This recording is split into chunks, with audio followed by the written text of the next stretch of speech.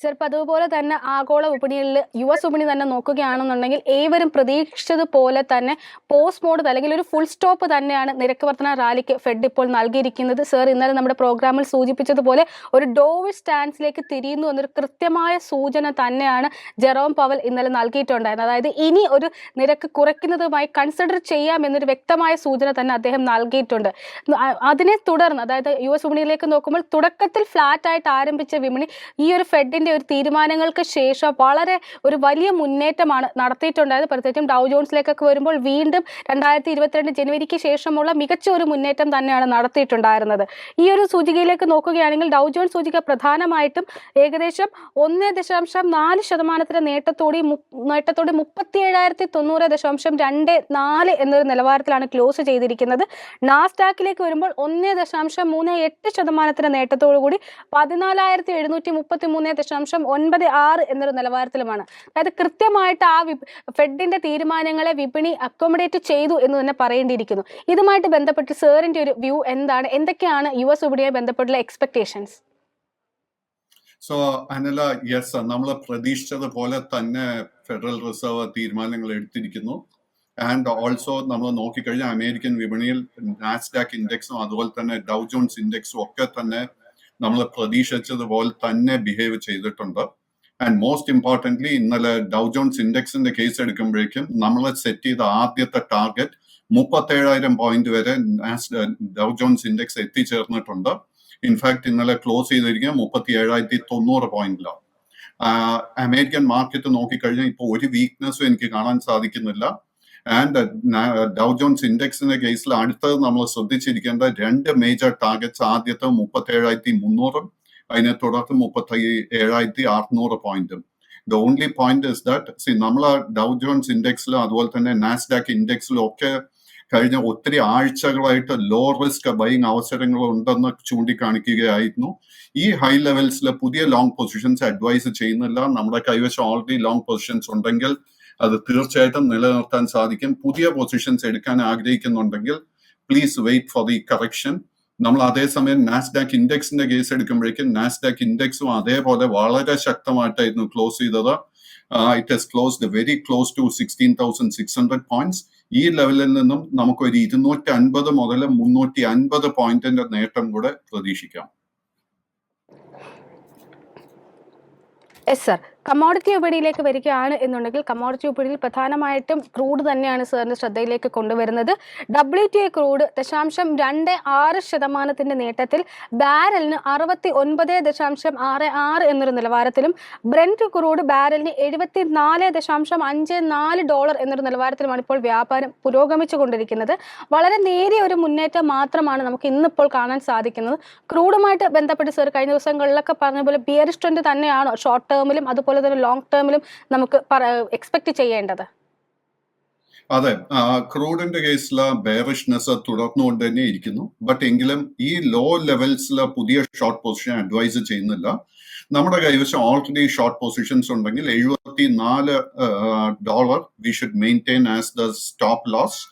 And ആ $71 റെസിസ്റ്റൻസിന് മുകളിൽ crude ഓയിലിന് close ചെയ്യാൻ സാധിച്ചു കഴിഞ്ഞാൽ immediately close all your short positions.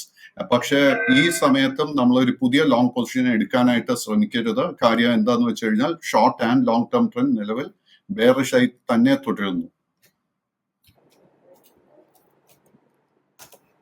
Yes sir, ഗോൾഡിലേക്ക് വരികയാണ് എന്നുണ്ടെങ്കിൽ ഗോൾഡിൽ ഇപ്പോൾ ശക്തമായിട്ടൊരു മുന്നേറ്റം തന്നെയാണ് കാണുന്നത്. 2.47% നേട്ടത്തോടു കൂടി ഔൺസിന് 2046.7 എന്നൊരു നിലവാരത്തിലാണ് ഇപ്പോൾ വ്യാപാരം മുന്നോട്ട് പോയിക്കൊണ്ടിരിക്കുന്നത്. ഇന്നലെ പറഞ്ഞ $2,000 വീണ്ടും എത്തിയിട്ടുണ്ട്, അല്ലെ ആ ഒരു മാർക്ക് വീണ്ടും ഗോൾഡ് മറികടന്നിട്ടുണ്ട്. ഈ ഒരു സാഹചര്യത്തിൽ ഗോൾഡുമായിട്ട് ബന്ധപ്പെട്ടുള്ള സാറിന്റെ വ്യൂസ് എന്തൊക്കെയാണ്? So gold in the level of short and long term trend continues to be very, very bullish. And ഇന്നലെ നമ്മൾ സ്വർണത്തിന്റെ കേസിൽ we saw heavy buying interest. But എങ്കിൽ പോലും സ്വർണത്തിന്റെ കേസിൽ my target immediately will be between 2070 and 2090. So ഈ ഒരു റേഞ്ച് എത്തുമ്പോഴേക്കും നമ്മുടെ കൈവശം ഓൾറെഡി ലോങ് പൊസിഷൻ ഉണ്ടെങ്കിൽ നമ്മൾ പ്രോഫിറ്റ് ടേക്കിങ്ങിന് വേണ്ടി ഒരുങ്ങണം. And at the same time നമ്മുടെ കൈവശം ഓൾറെഡി ലോങ് പൊസിഷൻ ഉണ്ടെങ്കിൽ നമ്മൾ ശ്രദ്ധിച്ചിരിക്കേണ്ട major support area 1985. 1985 support break ചെയ്ത് കഴിഞ്ഞാൽ short term trend will turn bearish. So otherwise സ്വർണത്തിന്റെ കേസിൽ വേറെ പ്രോബ്ലംസ് ഒന്നും തന്നെ ഇപ്പൊ കാണാൻ സാധിക്കുന്നില്ല. സർ, ആഭ്യന്തര വിപണിയിലേക്ക് നോക്കുകയാണ് എന്നുണ്ടെങ്കിൽ ഇന്നലെ ഒരു ഫ്ലാറ്റ് നോട്ടിലാണ് വ്യാപാരം അവസാനിപ്പിച്ചിരിക്കുന്നത്. 20,926.35 എന്നൊരു നിലവാരത്തിൽ 0.1% വളരെ നേരിയൊരു നേട്ടം മാത്രമാണ് നിഫ്റ്റിക്ക് നേടാൻ സാധിച്ചിട്ടുള്ളത്. എന്നാൽ ഇൻട്രാഡേ ഹൈ ആൻഡ് ലോസിലേക്ക് നോക്കുകയാണെങ്കിൽ 20,950 എന്നൊരു ഇൻട്രാഡേ ഹൈ ക്രിയേറ്റ് ചെയ്യാൻ സാധിച്ചെങ്കിലും ഇൻട്രാഡേ ലോയിലേക്ക് വരുമ്പോൾ 20,769.5, അതായത് 20,800 എന്നൊരു ലെവലും ഇന്നലെ നിഫ്റ്റിക്ക് കൈവിട്ട് പോകുന്ന ഒരു സ്ഥിതി ഉണ്ടായിരുന്നു.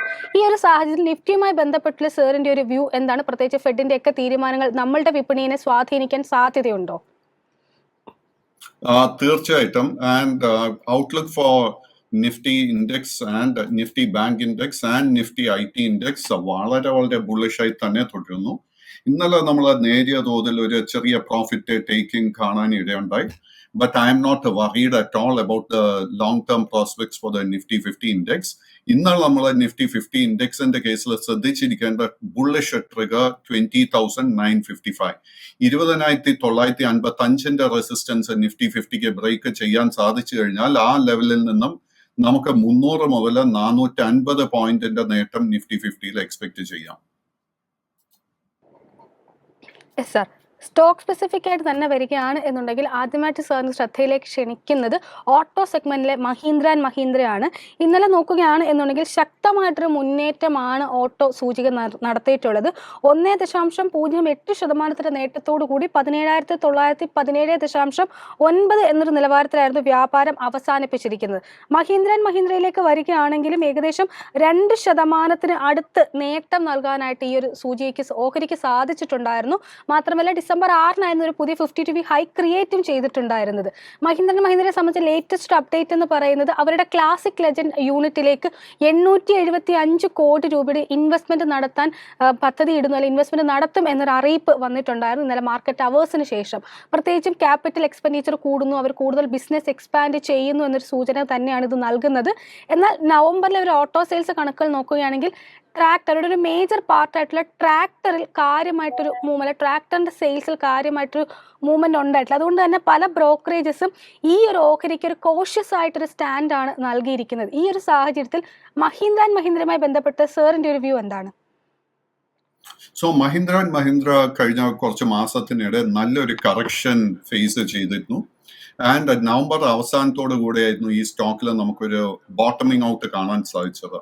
കഴിഞ്ഞ ഒരാഴ്ചയായിട്ട് വീണ്ടും സ്റ്റോക്കിൽ നമുക്കൊരു നല്ല പ്രോഫിറ്റ് ബുക്കിംഗ് കാണാൻ ഇടയുണ്ടായി.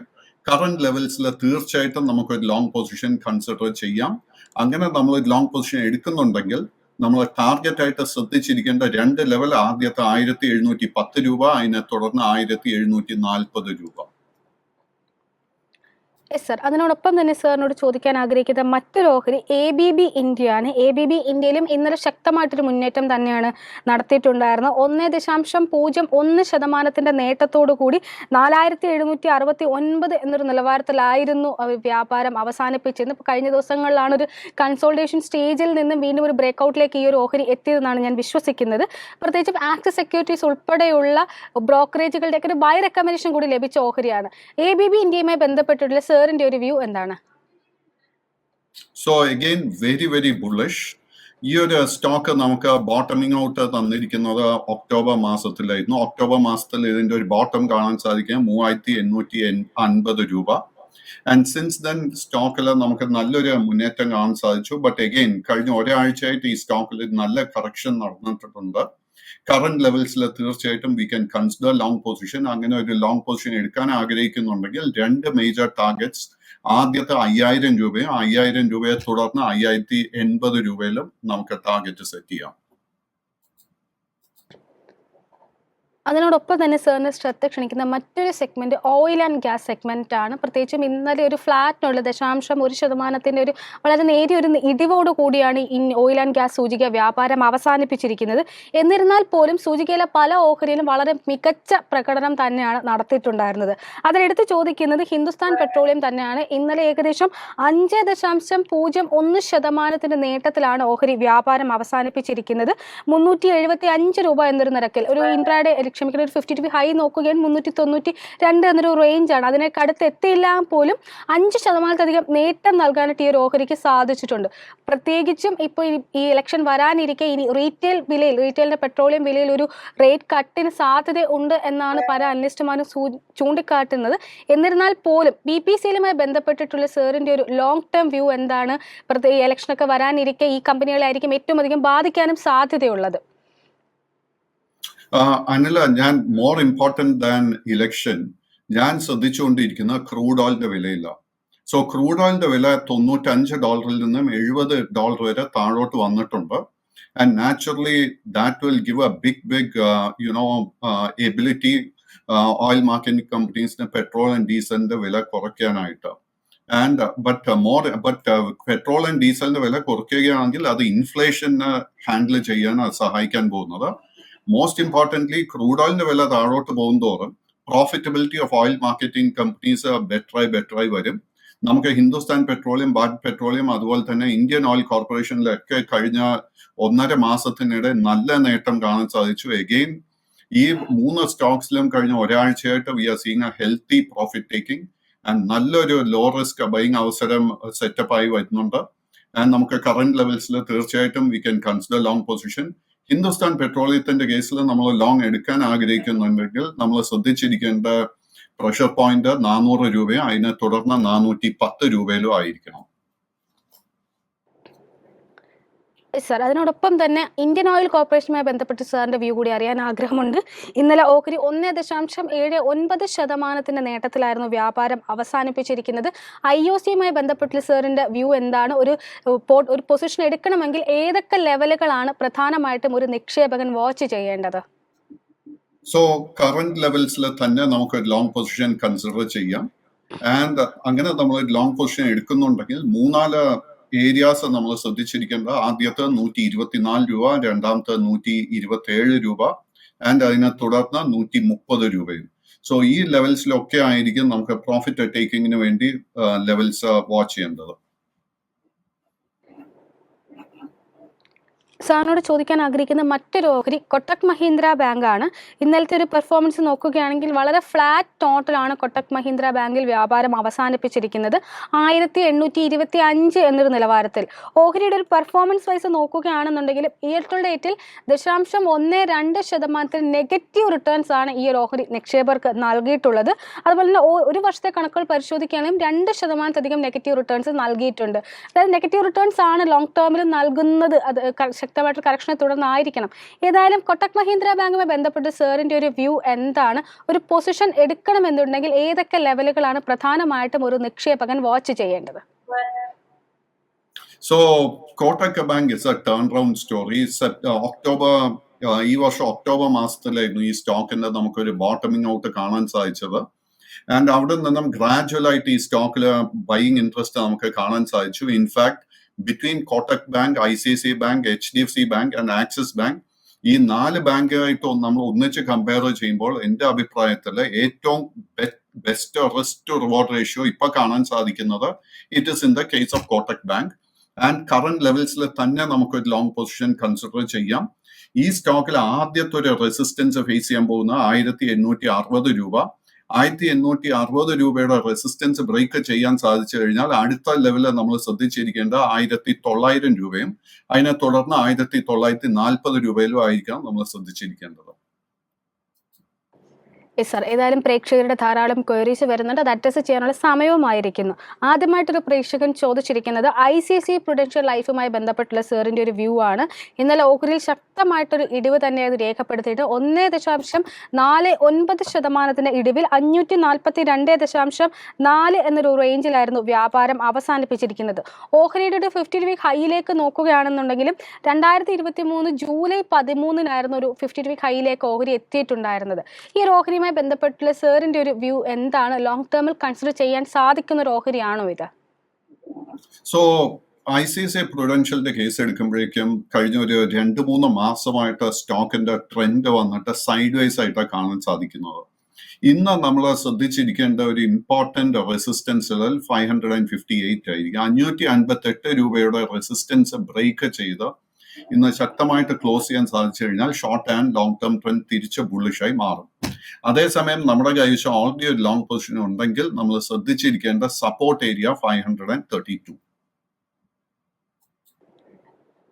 സർ, മറ്റൊരു പ്രേക്ഷകൻ ചോദിച്ചിരിക്കുന്നത് സ്മോൾ ക്യാപ് മേഖലയിൽ നിന്നുള്ള ഉത്കർഷ് സ്മോൾ ഫിനാൻസ് ബാങ്കുമായി ബന്ധപ്പെട്ടിട്ടുള്ള സാറിന്റെ ഒരു വ്യൂ ആണ്. ഓഹരി ഇന്നലെ വ്യാപാരം അവസാനിപ്പിച്ചിരിക്കുന്നത് 0.39% ഇടിവിൽ 51.65 എന്നൊരു നിലവാരത്തിലായിരുന്നു. വിപണിയിലേക്ക് എത്തിയിട്ട് അധികകാലമായിട്ടില്ലായിരുന്നു, അതുകൊണ്ട് തന്നെ കാര്യമായിട്ടൊരു പെർഫോമൻസ് നടത്താനും സാധിക്കാത്തൊരു ഓഹരി കൂടിയാണ്. ഉത്കർഷുമായി ബന്ധപ്പെട്ടുള്ള സാറിന്റെ ഒരു വ്യൂ എന്താണ്? സോ ഉത്കർഷിന്റെ long and short term trend നോക്കിക്കഴിഞ്ഞാൽ it is flat, it is sideways. ഈ ഒരു സ്റ്റോക്കിൽ നമ്മൾ ശ്രദ്ധിച്ചിരിക്കേണ്ട ഒരു ബുള്ളിഷ് ട്രിഗർ 54 രൂപയായിരിക്കണം. ഇന്ന് 54 റെസിസ്റ്റൻസിന് മുകളിൽ ക്ലോസ് ചെയ്യാൻ സാധിച്ചു കഴിഞ്ഞാൽ തീർച്ചയായിട്ടും നമുക്ക് ലോങ് പൊസിഷൻ കൺസിഡർ ചെയ്യാം. ആ ഒരു ലെവൽ ബ്രേക്ക് ചെയ്തില്ലെങ്കിൽ we have to continue to wait. അടുത്തതായിട്ടും ഒരു പ്രേക്ഷകൻ ചോദിച്ചിരിക്കുന്നത് സ്മോൾ ക്യാപ് സ്പേസിൽ നിന്ന് തന്നെയാണ്. ഹിന്ദുസ്ഥാൻ കൺസ്ട്രക്ഷൻ കമ്പനി ലിമിറ്റഡ് ആയിട്ടാണ് ചോദിച്ചിരിക്കുന്നത്. ഇന്നലെ ഓഹരി 5.43% നേട്ടത്തോടുകൂടി 33 രൂപ എന്നൊരു നിലവാരത്തിലായിരുന്നു എത്തിയത്. ഒരു പുതിയ 52 വീക്ക് ഹൈയും ക്രിയേറ്റ് ചെയ്തിട്ടുണ്ടായിരുന്നു. ഹിന്ദുസ്ഥാൻ കൺസ്ട്രക്ഷൻ കമ്പനിയുമായി ബന്ധപ്പെട്ടുള്ള സാറിന്റെ ലോങ് ടേം വ്യൂ എന്താണ്? So long-term view continues to be very, very bullish, and the stock is again turning around. ഇതൊരു കൺസ്ട്രക്ഷൻ മേഖലയിലുള്ള സ്മോൾ ക്യാപ് സ്റ്റോക്ക് ആയതുകൊണ്ട് പ്ലീസ് അണ്ടർസ്റ്റാൻഡ് ഇതിൽ റിസ്ക് വളരെ ഹൈ ആയിരിക്കും.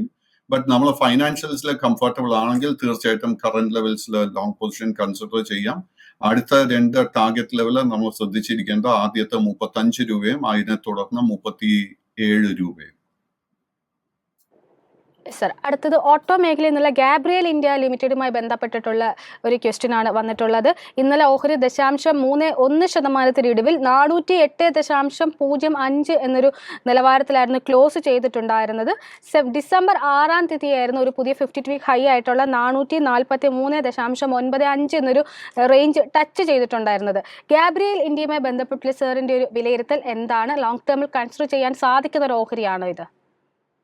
So Gabriel's long term and short term trend is very, very bullish. But എങ്കിൽ പോലും കഴിഞ്ഞ 4-5 മാസത്തിനിടെ നമുക്ക് ഒത്തിരി നേട്ടം നൽകിയതിനെ തുടർന്ന് I think the valuations are little bit stretched. So അതിനെ തുടർന്ന് തന്നെ റിസ്ക് ടു റിവാർഡ് റേഷ്യോ അത്രയും ഫേവറബിൾ അല്ല. സോ നമ്മുടെ കൈവശം വേറെ ഒത്തിരി ബൈയിങ് അവസരങ്ങളുണ്ട് which have got a much better risk to reward ratio. നമ്മുടെ കൈവശം ഓൾറെഡി ലോങ് പൊസിഷൻ ഉണ്ടെങ്കിൽ അത് മെയിൻറ്റെയിൻ ചെയ്യാം. ബട്ട് ഇമ്പോർട്ടന്റ് ആയിട്ട് ശ്രദ്ധിച്ചിരിക്കേണ്ട ഒരു major support area 360. 360 support break ചെയ്താൽ immediately close all your long position. പുതിയൊരു ലോങ് പൊസിഷൻ ഒരു നല്ല കറക്ഷൻ വരുമ്പോൾ മാത്രമേ എടുക്കാൻ ശ്രമിക്കുക. അടുത്തതായിട്ട് മാൻകൈൻഡ് ഫാർമയുമായി ബന്ധപ്പെട്ടൊരു ക്വസ്റ്റ്യൻ ആണ് ചോദിച്ചിരിക്കുന്നത്. ഇന്നലെ ഓഹരി വളരെ ഫ്ലാറ്റ് ആയിട്ട് 0.02% മാത്രം നേട്ടം രേഖപ്പെടുത്തി 1853.4 എന്നൊരു നിലവാരത്തിലായിരുന്നു ക്ലോസ് ചെയ്തിട്ടുണ്ടായിരുന്നത്. നവംബർ 21 52 ഹൈ ആയിട്ടുള്ള 2041.15 എന്നൊരു റേഞ്ച് ടച്ച് ചെയ്തിട്ടുണ്ടായിരുന്നത്. മാൻകൈൻഡ് ഫാർമയുമായി ബന്ധപ്പെട്ടുള്ള സാറിന്റെ ഒരു വ്യൂ എന്താണ്? സോ Mankind Pharma കുറിച്ച് സംസാരിക്കുമ്പോൾ I just want to give a quick update on the entire pharmaceutical sector. കഴിഞ്ഞ ഒരാഴ്ചക്കിടെ നമ്മൾ പല ഫാർമസ്യൂട്ടിക്കൽ സ്റ്റോക്സിന്റെ കേസിലും ഒത്തിരി വോളറ്റിലിറ്റി അനുഭവപ്പെട്ടു, എസ്പെഷ്യലി ഡോക്ടർ റെഡി ലബോറട്ടറി. ഇത് എന്തുകൊണ്ടാണ് സംഭവിക്കുന്നതെന്ന് വെച്ച് കഴിഞ്ഞാൽ വീണ്ടും US FDA നിന്നും അവരുടെ ഇൻസ്പെക്ഷൻ നടന്നുകൊണ്ടിരിക്കുന്ന ഒരു ടൈം ആൻഡ് അതിനെ തുടർന്ന് പല ഫാർമസ്യൂട്ടിക്കൽ സ്റ്റോക്സിൽ നമുക്ക് ഒത്തിരി വോളറ്റിലിറ്റി കാണാൻ സാധിച്ചു. ആൻഡ് അതിനെ തുടർന്ന് ഞാൻ പേഴ്സണലി എന്താ അഡ്വൈസ് ചെയ്യുന്നതെന്ന് വെച്ച് കഴിഞ്ഞാൽ close all your positions in the pharma sector. കാര്യം ഇത്രയും വോളറ്റിലിറ്റി അനുഭവിക്കാത്ത ഒത്തിരി low risk investing and trading അവസരങ്ങൾ നമ്മുടെ മുന്നിൽ കാണാൻ സാധിക്കുന്നുണ്ട്. മാൻകൈൻഡ് ഫാർമയുടെ സ്പെസിഫിക് കേസ് എടുക്കുമ്പോഴേക്കും അത് അടുത്ത കാലത്തായിരുന്നു ലിസ്റ്റ് ചെയ്യപ്പെട്ടത്. ആൻഡ് തുടർച്ചയായിട്ട് നമുക്ക് ആ സ്റ്റോക്ക് നല്ല നേട്ടം നൽകിയിട്ടുണ്ട്. ആൻഡ് അതിൽ ചൂണ്ടിക്കാണിച്ചതുപോലെ തന്നെ നവംബർ 22 അതിന്റെ ഒരു റെക്കോർഡ് ഓൾ ടൈം ഹൈലായിരുന്നു. അതിനെ തുടർന്ന് we are seeing little bit of consolidation profit taking. My personal advice കൈവശം ഓൾറെഡി ലോങ് പൊസിഷൻ ഉണ്ടെങ്കിൽ try to close the long position and wait. കാര്യം എന്താന്ന് വെച്ച് കഴിഞ്ഞാൽ ഫാർമസ്യൂട്ടിക്കൽ സ്റ്റോക്സിൽ വളരെ ലോ റിസ്ക് ആയിട്ട് ഒരു ബൈയിങ് അവസരം എനിക്ക് കാണാൻ സാധിക്കുന്നില്ല. സർ, മറ്റൊരു പ്രേക്ഷകൻ ചോദിച്ചിരിക്കുന്നത് BSCയുമായി ബന്ധപ്പെട്ടിട്ടുള്ള സാറിന്റെ ഒരു വ്യൂ ആണ്. BSC സംബന്ധിച്ച് പറയുകയാണെങ്കിൽ ഇയർ ടു ഡേറ്റിൽ വളരെ മികച്ച നേട്ടം തന്നെയാണ് നൽകിയിട്ടുള്ളത്. ഏകദേശം 334% നേട്ടമാണ് ഈ ഒരു ഓഹരി നിക്ഷേപകർക്ക് നൽകിയിട്ടുള്ളത്. കഴിഞ്ഞ 3 വർഷത്തെ കണക്കുകൾ പരിശോധിക്കുകയാണെങ്കിലും 1032% അടുത്ത് നേട്ടവും നൽകിയിട്ടുണ്ട്. BSCയുമായി ബന്ധപ്പെട്ടുള്ള സാറിന്റെ ഒരു വ്യൂ എന്താണ്? ഇന്നലെ ഓഹരി വ്യാപാരം അവസാനിപ്പിച്ചിരിക്കുന്നത് 2.53% നേട്ടത്തിലായിരുന്നു. അത് 2364.7 എന്നൊരു നിലവാരത്തിൽ. BSCയുമായി ബന്ധപ്പെട്ടിട്ട് സാറിന്റെ ഒരു ലോങ് ടേം വ്യൂ എന്താണ്? നമ്മുടെ പോർട്ട്ഫോളിയോയിൽ ഉൾപ്പെടുത്തേണ്ട ഒരു ഓഹരിയാണോ BSC? Again long term and short term trend for BSC വളരെ ബുള്ളിഷ് ആയിട്ടാണ് കാണാൻ സാധിക്കുന്നത്. സ്റ്റോക്കിൽ ഒരു വീക്ക്നെസ്സും കാണാൻ സാധിക്കുന്നില്ല. ഓൺലി തിങ് ഇസ് ഇത്രയും നേട്ടം വന്നതിനെ തുടർന്ന് അഗെയിൻ വളരെ ലോ റിസ്ക് ആയിട്ട് ഒരു ബൈയിങ് അവസരം കാണാൻ സാധിക്കുന്നില്ല. ഓൾറെഡി നമ്മുടെ കൈവശം ലോങ് പൊസിഷൻ ഉണ്ടെങ്കിൽ തീർച്ചയായിട്ടും മെയിൻറ്റെയിൻ ചെയ്യാം. അടുത്ത 2 മേജർ ടാർഗറ്റ്സ് നമ്മൾ ശ്രദ്ധിച്ചിരിക്കേണ്ടത്. ആദ്യത്തെ 2600 രൂപ, അതിനെ തുടർന്ന് 2880. ആ ഒരു ലെവലും കൂടെ ബ്രേക്ക് ചെയ്യാൻ സാധിച്ചു കഴിഞ്ഞാൽ സ്റ്റോക്കിന് 2800 rupees വരെ എത്തിച്ചേരാൻ ചാൻസസ് ഉണ്ട്. ഓൾറെഡി ലോങ് പൊസിഷൻ ഉണ്ടെങ്കിൽ നമ്മൾ ശ്രദ്ധിച്ചിരിക്കേണ്ട മേജർ സപ്പോർട്ട് ഏരിയ 2260 ആയിരിക്കും. 2260. ആ ഒരു സപ്പോർട്ട് ബ്രേക്ക് ചെയ്യപ്പെട്ടാൽ immediately close all your long positions. Sir, അടുത്തതായിട്ട് PSU സെഗ്മെന്റിൽ നിന്നുള്ള സെൻട്രൽ ബാങ്കുമായി ബന്ധപ്പെട്ടുള്ള ഒരു വ്യൂ ആണ് ചോദിച്ചിരിക്കുന്നത്. ഇന്നലെ ഓഹരി വ്യാപാരം അവസാനിപ്പിച്ചിരിക്കുന്നത് 0.31% നേട്ടത്തോടു കൂടി 48.15 എന്ന നിലവാരത്തിലായിരുന്നു. 2023 സെപ്റ്റംബർ 18 52 വീക്ക് ഹൈ ആയിട്ടുള്ള 56 എന്നൊരു റേഞ്ചിലേക്ക് ഓഹരി എത്തിയിട്ടുണ്ടായിരുന്നത്. സെൻട്രൽ ബാങ്ക് ഓഫ് ഇന്ത്യയുമായി ബന്ധപ്പെട്ടുള്ള സാറിന്റെ ഒരു വ്യൂ എന്താണ്? Extremely bullish. So Central Bank, UCO Bank, Indian Overseas Bank, Punjab and Sindh Bank, Bank of Maharashtra മുതലായ അധികം ഹൈ വാല്യൂ ഇല്ലാത്ത പല പബ്ലിക് സെക്ടർ ബാങ്ക്സ് എനിക്ക് നല്ല ബുള്ളിഷ് സെറ്റപ്പ് കാണാൻ സാധിക്കുന്നുണ്ട്. ഇൻഫാക്ട് ഇന്നലെ ഫെഡറൽ റിസർവിന്റെ അനൗൺസ്മെന്റിന് മുൻപ് തന്നെ നമുക്ക് PSU ബാങ്കിലൊക്കെ എസ്പെഷ്യലി PSU ബാങ്ക് ഇൻഡെക്സിൽ നമുക്ക് ഒത്തിരി സ്ട്രെങ്ത് കാണാൻ സാധിച്ചിരുന്നു. And I think Central Bank and all these other PSU banks വളരെ ലോ റിസ്ക് ബൈയിങ് അവസരം കാണുന്നത്. നമ്മളെ സെൻട്രൽ ബാങ്കിന്റെ കേസിൽ ഇന്ന് ശ്രദ്ധിച്ചിരിക്കേണ്ട ബുള്ളിഷ് ട്രിഗർ 48.50 രൂപ. ആ ലെവലിൽ ബ്രേക്ക് ചെയ്യാൻ സാധിച്ചു കഴിഞ്ഞാൽ ഈ സ്റ്റോക്കിന് ആദ്യം തന്നെ ഒരു 51 രൂപ വരെ എത്തിച്ചേരാൻ ചാൻസ് കാണുന്നുണ്ട്. സർ, മറ്റൊരു പ്രേക്ഷകൻ ചോദിച്ചിരിക്കുന്നത് ജുപ്പിറ്റർ വാഗണുമായി ബന്ധപ്പെട്ടുള്ള സാറിന്റെ ഒരു വ്യൂ ആണ്. ഇന്നലെ ഓഹരി 0.3% നേട്ടത്തിൽ 315 രൂപ എന്നൊരു നിലവാരത്തിലായിരുന്നു വ്യാപാരം അവസാനിപ്പിച്ചിരിക്കുന്നത്. 2023 സെപ്റ്റംബർ 6 ഒരു 52 വീക്ക് ഹൈ ആയിട്ടുള്ള 411 എന്നൊരു റേഞ്ചിലേക്ക് എത്തിയിട്ടുണ്ടായിരുന്നു. ജുപ്പിറ്റർ വാഗണുമായി ബന്ധപ്പെട്ടുള്ള സാറിന്റെ ഒരു ലോങ് ടേം വ്യൂ എന്താണ്? So extremely bullish. Stock is again ഒരു ലോ ക്യാപ്പ് സ്റ്റോക്ക് ആയിട്ട് സ്മോൾ ക്യാപ്പ് സ്റ്റോക്ക് ആയിട്ട് തന്നെ നമ്മൾ ഇതിനെ വിലയിരുത്തണം. ബട്ട് ഈ സ്റ്റോക്കിന്റെ കേസിൽ അറ്റ് ദ മൊമെന്റ് ഒരു ലോങ് ടേം ബുള്ളിഷ് ആണെങ്കിൽ പോലും the short term is side vase. സ്റ്റോക്കിൽ നമ്മളൊരു പുതിയ ലോങ് പൊസിഷൻ എടുക്കാൻ ആഗ്രഹിക്കുന്നുണ്ടെങ്കിൽ 340 രൂപയുടെ റെസിസ്റ്റൻസ് ബ്രേക്ക് ചെയ്യാനായിട്ട് വെയിറ്റ് ചെയ്യുക. നമ്മുടെ പ്രോഗ്രാം ഇവിടെ വൈൻഡ് അപ്പ് ചെയ്യാനുള്ളൊരു സമയമായിട്ടുണ്ട്. ഈ വൈൻഡ് അപ്പ് ചെയ്യുന്നതിന് മുമ്പ് ഇന്ന് സാറിന്റെ ഫോക്കസ് ഉള്ള പ്രധാനപ്പെട്ട ഓഹരികൾ ഏതൊക്കെയാണ്? Mainly Anila, PSU banks, Kotak bank, ഈ സ്റ്റോക്സിലായിരിക്കും എൻ്റെ മെയിൻ ആയിട്ടുള്ളൊരു ഫോക്കസ്. പിന്നെ ഇന്ന് അനില തന്നെ സൂചിപ്പിച്ച വേറെ ചില stocks ABB India, Mahindra and Mahindra, ഇതിലൊക്കെ നമുക്ക് നല്ല ബുള്ളിഷ് സെറ്റപ്പ് കാണാൻ സാധിക്കുന്നുണ്ട്. മാർക്കറ്റിൽ ടോട്ടലി അവോയ്ഡ് ഷോർട്ട് പൊസിഷൻസ്. കാര്യം എന്താണെന്ന് വെച്ച് കഴിഞ്ഞാൽ മാർക്കറ്റിന്റെ under tone continues to be very very bullish.